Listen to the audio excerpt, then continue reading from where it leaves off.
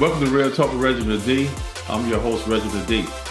On today's episode, I have Tony Hills. Tony is a former NFL player and a Super Bowl champion, turned financial strategist, author, and founder of STATT Financial, where he helps athletes in high performance build lasting financial legacies beyond their careers. Welcome to the show, Tony. Hey, man. Thank you for having me, Reginald. I appreciate you, brother. Yes, sir, man. Appreciate you. Appreciate you. So, Tony, can you tell me a little bit about where you grew up and how your childhood was like? Yeah, no, absolutely. I grew up in Alief, Texas, a little place outside of Houston. And man, childhood, me, younger brother, and my mom. Mom worked 70 hours a week, worked really hard. Dad wasn't in her life. So, she had to provide. And so she did that. And, we grew up in a pretty rough environment, pretty rough neighborhood. But the one thing I will say is that she always kept us grounded in faith. She kept us in church. She always had people around us and kept us in that Bible. And so because of that, me and my brother both formulated a love for reading. And that's what started, the process and the journey of education and learning and things of that nature. But all in all, love my community. It taught me a lot of resilience, perseverance. I had to learn a lot of things at an early age. But I think that experience grew me up a little bit. And as we go through this journey, that maturity level and being in that environment allowed me to see things and think of things in a creative and different way. Yeah, exactly, man. Because that's one thing we kind of coming, man. Coming from a single parent house, and my mom broke her back, man, working all these jobs and stuff like that. And we grew up poor in projects, but she had that standard. She Yep. had that standard. You're not gonna be like everybody else around here. So Yep. I can really, really, really relate to that. So, Tony, can you tell us about your journey to becoming an NFL player? Because I know the Texas boys now. The Texas boys, they have their football players come out of Texas now. Yeah. Yeah. No, man, it's an interesting journey, man. I actually started as a basketball player. And so I was a pretty highly ranked basketball player. I ended up going to the Junior Olympics in Spain, and I represented the United States in the Junior Olympics. And it taught me something, though, when I went over there. When I went there, I saw individuals that seemingly had what we would perceive to be less than what we had, but they seemed happier, right? And so being in an environment like Alief, you kind of taught that you are a product of your environment.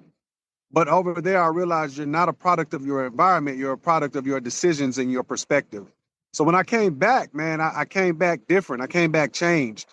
And so from there, I put the basketball down, took the football up because I decided at that particular point I wanted to go all in on one sport. And football resonated with me the most. It allowed me to release some aggression that was pent up because I internalized things. But it also, I always tell people that football was my father figure because it's through coaches and being around other men, it taught me what masculinity was, right? It taught me how to do the hard things and what it looks like when you do the hard things and you go through adversity and you overcome those challenges, what that reward looks like. And it changes you internally. And I learned all of those things playing ball. So from there, I was a tight end. I was the number one tight end in the state of Texas, the number 5 player in the country. My claim to fame is that I was ranked higher than Vernon Davis. So every time I see him, I mess with him about that. Now, he ended up being a better tight end than me, hands down, right? But that was my claim to fame. And so I ended up getting a scholarship to the University of Texas. But prior to me going there, man, I had a really gruesome injury my senior year where I tore up my knee really bad. I got hit crazy. And it tore every ligament in my bone and every ligament in my knee. And I actually was paralyzed for 6 months. I developed a condition called drop foot, which, at that point in time, I also learned another lesson that, people's perceived value of you is only as good as the value that they perceive you by, because I had all of these scholarship offers. But when they found out that I might not walk normal again, much less alone play football, the only school that truly honored their offer was the University of Texas and Coach Mac Brown. And so that's where I ended up going. And the story gets better later. Changed positions at Texas, became a top-end offensive lineman and won some championships there. So it ended up working out. Yeah, it always do, man. When you don't quit, you don't give up. It always Yes, do, sir. man. God will meet you there. I'm telling you. I'm For telling you. sure. So I'm gonna ask you this tough question. Take us back to what was the moment like when you became a Super Bowl champion, and what did it not prepare you for when the cheering stopped? That's a great question. So for me, my Super Bowl experience was interesting because I won that as a rookie. So you think about, you go through the entire draft process, you're working out. Well, for me, it was getting healed up, then coming back from my pro day, working out, sitting down, getting drafted, OTAs, mini camps, come back in training camp, come back in preseason, come back in full season, come back in playoffs, and all of a sudden, boom, you're in the Super Bowl. So at that particular point, from the time my senior year started till Super Bowl, man, I had been playing football for almost 2 years straight. So that in itself was a mentally taxing thing. But when the confetti rains and you're celebrating with the team, it's amazing how all of that adversity and all of those things that you went through and the struggles that you went through just goes away. So it was a moment of elation. And to know, like, even, almost 20 years later, at the end of the day, I'm still a Super Bowl champion. So that in itself is amazing. What it doesn't prepare you for is what to do when it's done, right? When the lights go out and you're now having to transform into a different aspect of you, and not really having an identity outside of the sport hurts. Not only, it hurt me, so I can only imagine how many other athletes that feel paralyzed by that feeling. So there's the ebb and flow between both of those things. If in that time frame you're able to understand how to capitalize on that and you have a plan, you go well. But if you're moving like the majority of athletes in the football space are moving, where I just want to be the best football player that I can possibly be, whether that looks like being a perennial Pro Bowler, a Hall of Famer, All-Pro, starter, whatever it is, playing 10 years, whatever success looks like to you, if that's the only plan that you have, man, this is a finite opportunity that you have, and there's a lot of life left to live after that. We don't really think about that, and that can hurt you in the end. Yeah, I can only imagine that because you get people like yourself.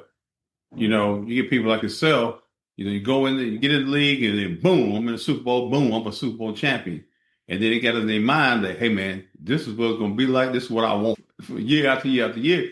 It really doesn't happen like that. You got only a couple of dynasties out there that's out there to get it done like that. But I feel like it could really mess your mind up because, you get that one dose stuff. You think, hey man, this is it. This is what I want every year. And then it doesn't happen like that. And then it can crush you. It can. In my experience, listen, it was set up that way. We won in '08. We didn't go to the playoffs in '09. We went 9-7 and missed it by a game. And then we went back to the Super Bowl in 2010. So I just thought that, all right, we'll go back every other year. We go into the Super Bowl. Hadn't been back since.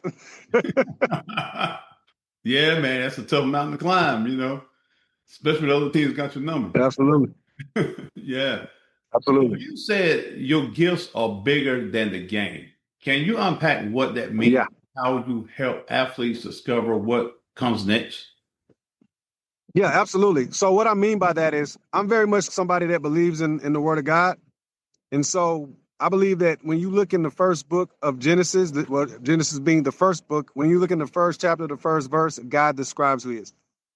Within that sentence, it says, in the beginning, God created, right? So we have the gift of creation because when you go further down in the verse, it tells you that we're made in his image. So we're made to be creators. We have these intrinsic gifts that we're supposed to develop to be able to put into, the market and serve the people that he's aligned us to serve. But a lot of times what happens is we get locked in with things that we're good at or things that might come simple to us, might not be passionate about, might not feel like a calling, but hey, I'm good at this, so I'm going to do it. So we never go on the journey of discovering our gifts. And then when it comes to athletes, we've seen it in the news, right? Shut up and dribble, right? So when it comes to us, like we get ridiculed if we do anything outside of the sport, but we're more than just that sport. A lot of us, if you're Myron Rowe, you're a doctor. If you're Vic Ballard, you're an aeronautical engineer as well. So there's gifts that God has given us to be able to explore and help people that if we were to sit down and kind of take ourselves out of the space of football just for a second and actually identify what we believe those gifts are, we could now leverage the platform of playing in the NFL to actually develop that gift even further on a higher stage. Yeah, that's well put, man. That's well put. I like that. So many athletes struggle with identity after retirement. Yeah. How did you personally navigate that shift from the NFL to your next season of your life? I went on a journey. That's the only way you can do it. There's a guy that I listened to by the name of Myron Golden that talked about a principle called be, do, have. We all want a particular type of life. We all want to be a particular type of way and do these things. But in order for us to have that life, we have to become the person and do the thing that allows us to have that life. So for me, man, it was, okay, I know I want to help people, but I don't know how, right? I don't know what. I don't know what tool I want to use. Well, go on the journey, do different things. And that's what I did. And it wasn't until I discovered my mentor and he told me that your purpose is found at the intersection of your proficiency and your calling. That was a lesson that he taught. But for me, it turned out to be an entire business model. It turned out to be an entire entity for me because then I went on a journey and said, okay, well, what is my proficiency? Well, I'm really good at communicating. I'm really good at seeing things that other people can't see. Well, what is my calling? Well, I love helping athletes and getting them to think different, giving them wisdom and knowledge and discretion and subtlety and skill that they might not have gotten had they not spoken to me because I've done all of these different things in life. So all these different eclectic aspects of my brain that when I was young, people were like, bro, why you think like that? Bro, why you do that? Like, bro, like just chill. Like now, well, it's a 360 moment, right? We come all the way back to this process to where the weird things that I was into and the things that I like to study and learn, those things are now being used to help the market and the individuals that I believe that I was put on this earth to help. Yeah, man, and that's so true because here's the thing. And the one thing I've learned in life, never be judgmental of nobody. People see some of these athletes come from, projects or single parent homes, the struggle. When they get in the NFL, they make all this money that they do detrimental things that cost them, cost them their careers, it cost them a bunch of money, it just cost them. My thing is, like I say, I don't want to be judgmental on people, but then sometimes, like yourself, you have to think what's next for me, not the moment. And I think they think a lot about the moment there. And, I got this, I'm going to be here, I'm going to be able to do this, I'm going to be able to do this. I got the title, I get the respect. And then they make decisions based off that kind of stuff. And then they end up making bad decisions. So Yeah. I think a lot of it, for me personally, I mean, I look at the NFL and I look at things like that, and I say, man, they need more people just like you, man. Some of these kids come off the street, man, they come in here and start getting all this money. They're not used to this stuff, and they're not used to the character way, what you do, what you not do. This is where you're supposed to act. They don't have a father in their life to teach them stuff. I think it's big that people like you are in this world that knows it. You've been there and you know how to navigate. Yeah. I mean, a lot of them are me, man. Like, I grew up that way. I grew up in a rough environment. It was, there was gang members. I grew up where I've lost individuals at a young age because of the decision making, right? And if I can get any point across to these young men, it's that. It's just that. Like, listen, don't let the game be your identity. Like, that's just the platform that you use. Discover who you truly are, who God created you to be. And we can go on that journey together, right? There's different ideations and frameworks and things that we can leverage to find what your true purpose is outside of this sport. But because what happens is it becomes a dangerous thing, Reginald, man. And I've seen this in military too, where I've done something for so long that I truly believe that this is who I am, right? And when you go from a platform and an entity like that that's going to end, and you align your mind to think that this is who you are as opposed to this is just what I do, it becomes very dangerous when that thing is removed from you, especially if it's removed from you and you didn't have any control of it. For me, I retired at year 10. I got to walk away on my own terms.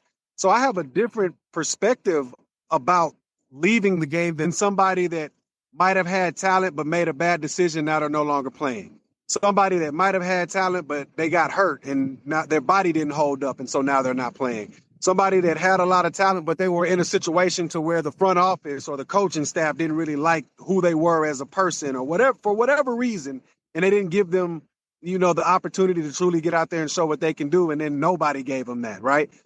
There's so many different stories like that I know that I didn't have to deal with. So I'm sensitive to that. But yet and still, I still come from the standpoint of, bro, there's a whole lot of life left to live. And there's so much more that you can do and so many more people that you can impact. And if we look at it from a space of servitude, man, that's when our cup is filled the most, when we're serving other people. So just getting them to shift their perspective in that space, man, I love doing that. So I know I'm right where I want to be. Because how I am to you now is how I wake up every day, bro. Like I can't believe this is what I do for a living. Yeah, man, that's awesome. And that's where you want to be, man. You're doing it on your own terms and you're called to do.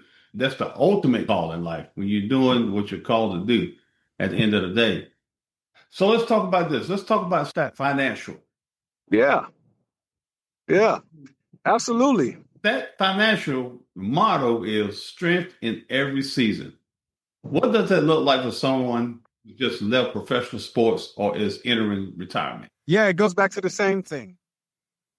In order for you to find that strength, you have to find the reason why you were placed on this planet. And to me, that's purpose. So you have to discover your purpose. Once you discover your purpose, you have to design your purpose. Design, and what I mean by design, I mean, okay, all right, I understand what I'm supposed to do. How am I supposed to do it? Then that comes to dedication. So you dedicate yourself to that, meaning I'm going to align my environment.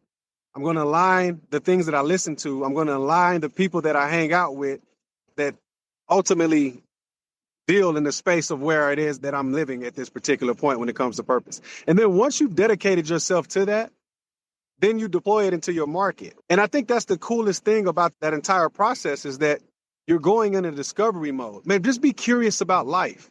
Like, if we understood the power of words, Reginald, like, this whole planet was created with words. So if we understand that, like the scripture says, like death and life, we have two choices, death or life. But we have the power within our words to be able to describe which one we want.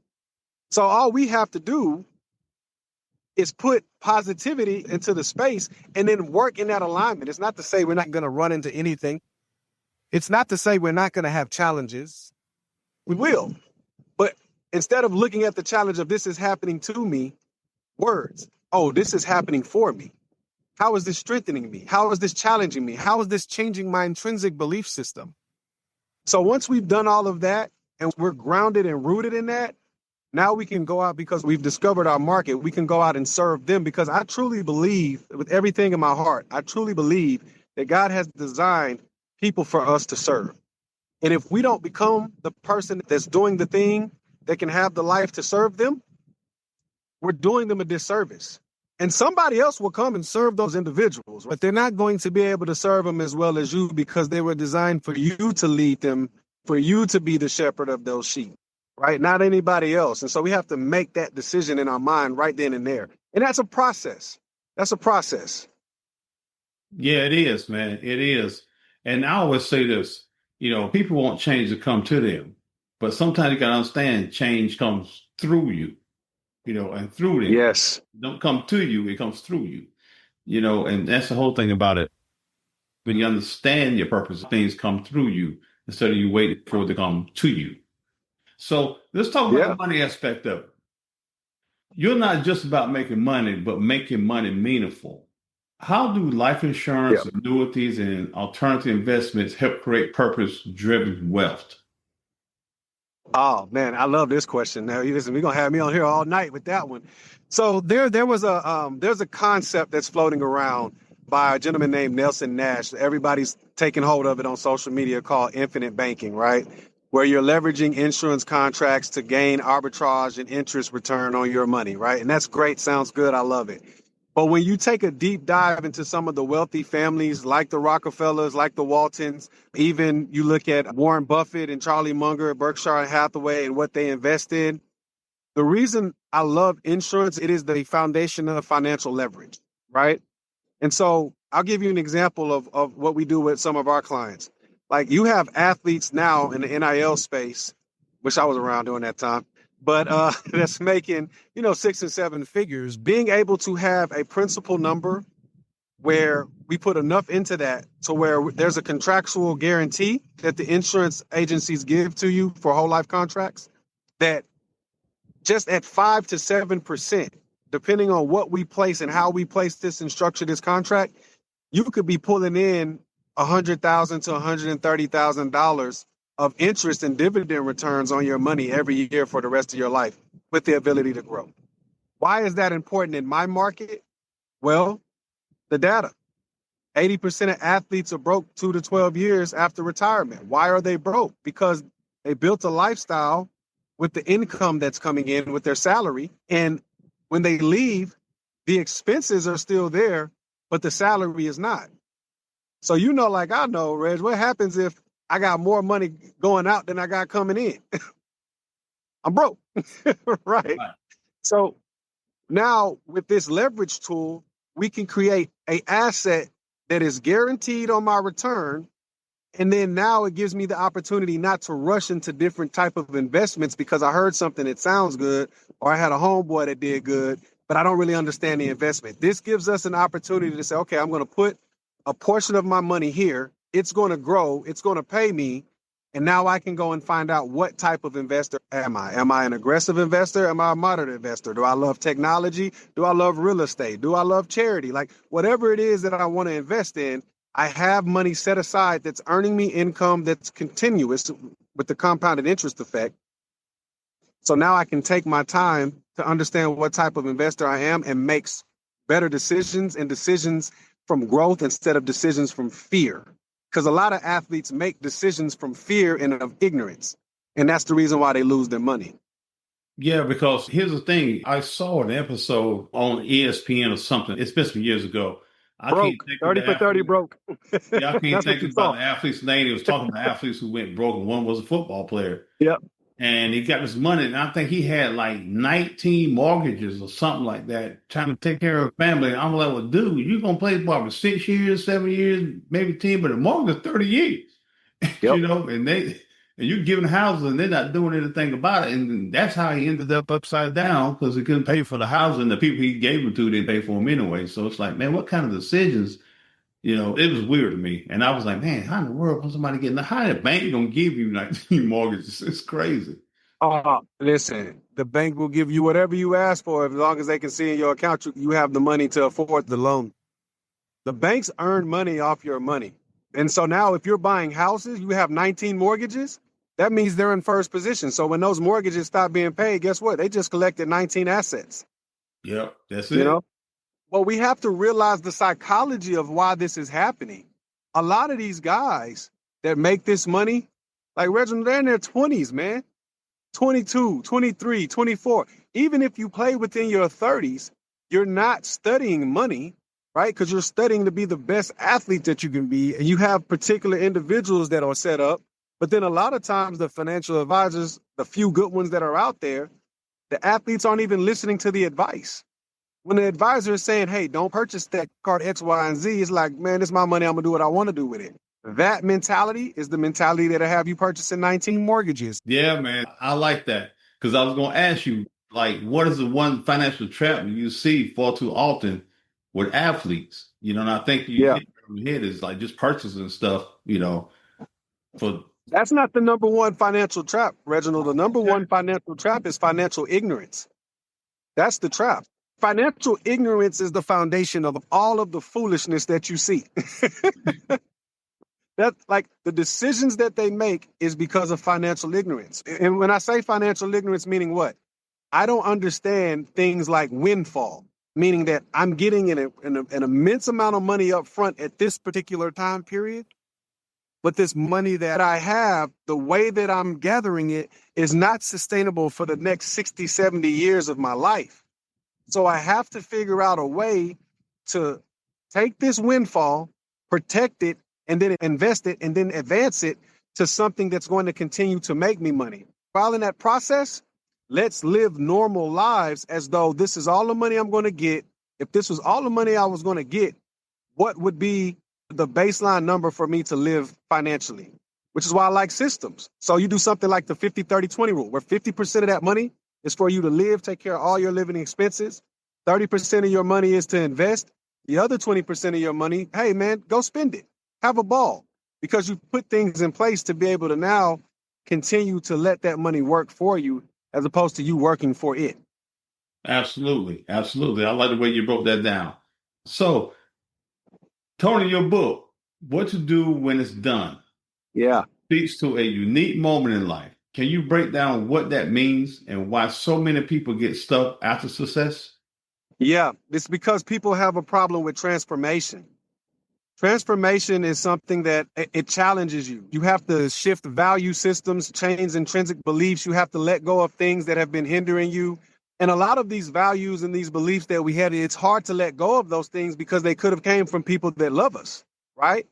And it's not coming from a place of knowledge. It's coming from a place of fear because they don't want to see you hurt. It's kind of like the mom that doesn't let her baby jump off of playgrounds because it's like, oh, I don't want my baby to get hurt. But then you give it to dad, and dad's like, hey, boy, jump off that merry-go-round. And you fell on your knees, wipe it off. You're going to be all right, right? It's that aspect. And so we have to change the belief system within us, and we have to go through that transformative walk in order for us to get to the next level. A lot of athletes hold on to their past, and your past is your professor. It was never meant to be your prison. And that's what's happening to a lot of these athletes. You hear it in their stories, talking about old games or locker room moments and all of those things. And that's fine if you're at a particular setting that calls for that. But if that becomes your normal conversation, now what's happening is you're living in that space instead of living in the present while focusing on your future. And the only way that you can do that is you have to shift the mentality of that's what I did. That's not who I am. So What to Do When It's Done gives like practical advice on how we leave that identity and find our purpose and walk in our purpose so that we can now move to the next phase of life. Yeah, that's well put. So, Tony, you built a platform that blends mentorship, strategy, and financial education. What's one core message you hope to leave with every person you speak to? Oh, man. Simple. Discover your purpose. Discover your purpose. Reginald, I truly believe this, that thinking is the most important thing that we hardly ever do as humans. I don't think a lot of us sit down and think enough. We react. You have to discover, yes, we're reactive for sure, but we have to discover why we were placed on this planet. We have to discover who we were designed to serve. We have to do that because within that answer is the foundation of everything else that we're wanting to acquire. There's been so many opportunities that have come to me, not just because I play football, but because I know exactly who I am and whose I am and who I'm supposed to serve. And some of the best opportunities have come at the end of a complete sentence that I love called no, right? Being able to say no, because even though it's an opportunity, it's not my opportunity. Even though it sounds right, it's not right for me. And the only reason I can make those type of sound judgments is because I know what I'm supposed to be doing. So I would encourage everybody to sit down and think about, how do I discover my purpose on this planet? So, Tony, if your mic cut off after one last message to someone trying to find their purpose, post career or post pain or whatever it is, Yep. what would your final words be? I would say, I will reiterate the same words, that you discover your purpose in the alignment of what God has given you as it pertains to your proficiency and who he's called you to serve as it pertains to the individuals that you're supposed to be serving. Your calling, your purpose is found at the intersection and the alignment of your proficiency and your calling. So identify those two things. And then once you identify it, then it goes back to the framework, right? The 4 purpose tenets framework, man. You discover it, you design it, you dedicate it, and you deploy it. And I promise you that if you just do those things, all of the opportunities that you have probably been looking for, or even those that you haven't, you'll be surprised how they just come up. Like right now, I'm literally at TWU, Texas Women's University. This happened because I saw an issue in the market to where in our industry in insurance and annuities, women are unfairly treated. And there's a pay discrepancy. And a lot of it is because they're just not being trained the proper way. They're being trained to sell product. They're not being trained about transformation. They're not being trained about purpose. They're not being trained on alignment. A lot of individuals that have success in business understand these things. So why are you gatekeeping that information from them? So because of that, I create a program That program now has me talking to a woman that's been in the space for 20 years and sits as the head of the entrepreneurship program for Texas Women's University. I'm here because of that. Nothing else. And I wasn't looking for it, Reginald. I was just doing the thing that God told me to do, man. And here we are. Man, that's awesome. That is awesome. That's how it works, man. That's how it works. That's what people gotta understand. When you get into that purpose zone, and doors gonna open. Boom, boom, boom, boom. That's crazy, man. That's Yeah. crazy. It's crazy. And you want to know something? I'll add something to that real quick because I want people to understand this. Purpose is your protector. Because like you said, when you get into that purpose zone, which I'm going to give you credit, but I'm taking that one, brother. I love purpose zone. That one's good. But when you get into that purpose zone, not only will it open the doors, it'll close those doors that are not for you. It'll close those doors too. Those doors that you're not supposed to walk in. And that in itself is a gift. Yeah, it is. And you said something earlier about the word no. When you're in that purpose zone, some things it ain't for you. You cut out the noise. No, I can't do this. This is where I'm headed. You know where you're going at the end of the day and not get torn left, right, front, back. You're still confused about what am I supposed to be doing. When you know that that's when your power kicks in. Absolutely. Plant your flag in your purpose. That's it. So, Tony, looking ahead, what's next for you and STATT Financial, and how do you envision the future of athlete wealth planning and entrepreneurship evolving? Yeah, absolutely. So the what's next, to answer that first part, STATT Financial now, as of July 1st, is its own brokerage for life and health insurance. So I'm excited about that. We have some wonderful partners. We're going to train people the right way, not just on product, but on purpose and alignment. So I'm excited about that. Also, in the athlete space, being able, because we're working with the collegiate athletes, we're starting young in high school. We have some things that, that's in the work out here with some of the colleges that we're looking to do programs and things. So I'm excited about that. Creating a smarter athlete, a smarter financial athlete, a better decision-making athlete off the field. So we're a part of that initiative. And then if we're looking, down the line, way down the line, we're international. We're an international offering products and services and wisdom and just the right type of people that care about individuals and want to help people to succeed. I believe that for us, STATT Financial is built off of understanding purpose and service. That's what we're built off of. And transformation. Those are the pillars that we put our flag in. And so I'm excited about what we have coming up, what we're doing now. And to be honest, to quote the great philosopher Joel Embiid, we're just trusting the process, man.